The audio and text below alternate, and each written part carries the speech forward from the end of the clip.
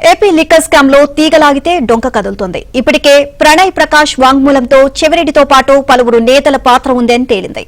Aadan distilleries కు చెందిన Srinivas statement తో సెట్కో కీలక సమాచారం లభించింది. అటు దుబాయ్ లో దాక్కున్న ముగ్గురిని రప్పించే ప్రయత్నాలు కొలిక్కి వస్తున్నాయి.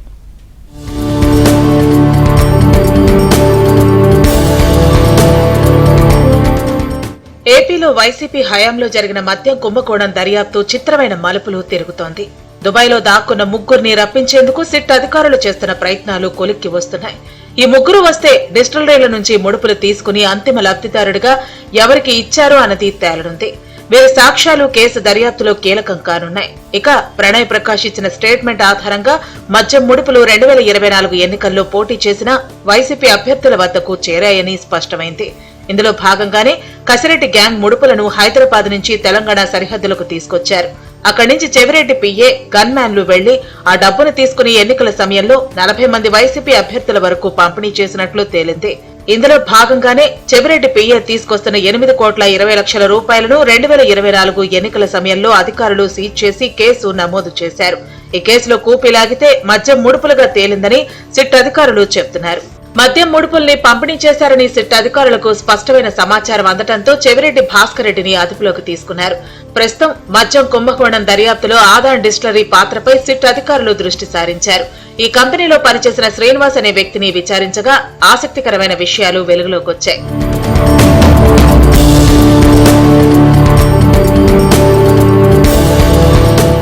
మద్యం కుంభకోణంలో నిందితులుగా ఉన్న మాజీ ఎంపీ విజయసాయిరెడ్డి రెండోసారి విచారణకు వచ్చినప్పుడు ఆదాన్ డిస్టిలరీ యజమానులు తన వద్దకు వస్తే తాను అరబిందో ఫార్మా నుంచి 100 కోట్ల రూపాయల వరకు రుణం ఇప్పించారని తెలిపారు. ఈ రుణాన్ని ఆదాన్ డిస్టిలరీ పెట్టుబడిగా ఉపయోగించుకుందని చెప్పారు. ఎస్పీవై డిస్టిలరీని స్వాధీనం చేసుకున్న వారు కూడా రుణం అడిగితే ఇప్పించారని, ఆదాన్ డిస్టిలరీ ఇంకా కొంత సొమ్ము చెల్లించాల్సి ఉందని కూడా అప్పట్లో విజయసాయిరెడ్డి చెప్పారు. అయితే ఈ దిశగా సిట్ అధికారులు కూపీలాగుతున్నారు. ఆదాన్ డిస్టిలరీ బ్యాంక్ అకౌంట్ లో కొంత సొమ్ము ఉందని తేలింది.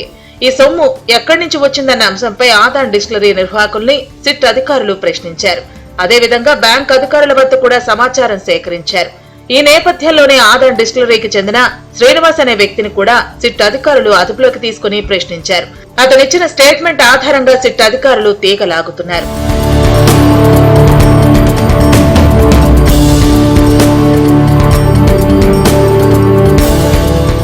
మద్యం కుంభకోణంలో ఆదాన్ డిస్టిలరీ నుంచి ముడుపులు ఎలా వెళ్లాయనే గుట్టును శ్రీనివాస్ విప్పినట్లు తెలిసింది. ఆదాన్ డిస్టిలరీకి ఇబ్బడి ముబ్బడిగా అప్పట్లో ఏపీ బెవరేజెస్ కార్పొరేషన్ నుంచి ఆర్డర్లు రావటం, 100 కోట్ల వ్యాపారం చేసిన విషయాన్ని సిట్ అధికారులు ఇప్పటికే రికార్డుల పరంగా సేకరించారు. ప్రస్తుతం శ్రీనివాస్ ఇచ్చిన వాంగ్మూలం కూడా కేసు దర్యాప్తును కీలక మలుపు తిప్పుతుందని సిట్ అధికారులు భావిస్తున్నారు. కసిరెడ్డి తోడలుడు అవినాష్ రెడ్డి ఆదాన్ డిస్టిలరీలో డైరెక్టర్ గా కూడా ఉన్న విషయాన్ని ఇప్పటికే విజయసాయిరెడ్డి ప్రకటించారు. కసిరెడ్డి తోడలుడు అవినాష్ రెడ్డి డైరెక్టర్ గా ఉండటం వల్లే ఆదాన్ డిస్టిలరీకి పెద్ద ఎత్తున బెవరేజెస్ కార్పొరేషన్ నుంచి ఆర్డర్లు వచ్చాయని కూడా సిట్ దర్యాప్తులో తేలింది. మద్యం కుంభకోణంలో ఇప్పటికే ప్రణయ్ ప్రకాష్ తో పాటు శ్రీనివాస్ ఇచ్చిన వాంగ్మూలాలు కేసు దర్యాప్తును మరింత ముందుకు తీసుకువెళ్లేందుకు దోహదం చేస్తాయని సిట్ అధికారులు భావిస్తున్నారు.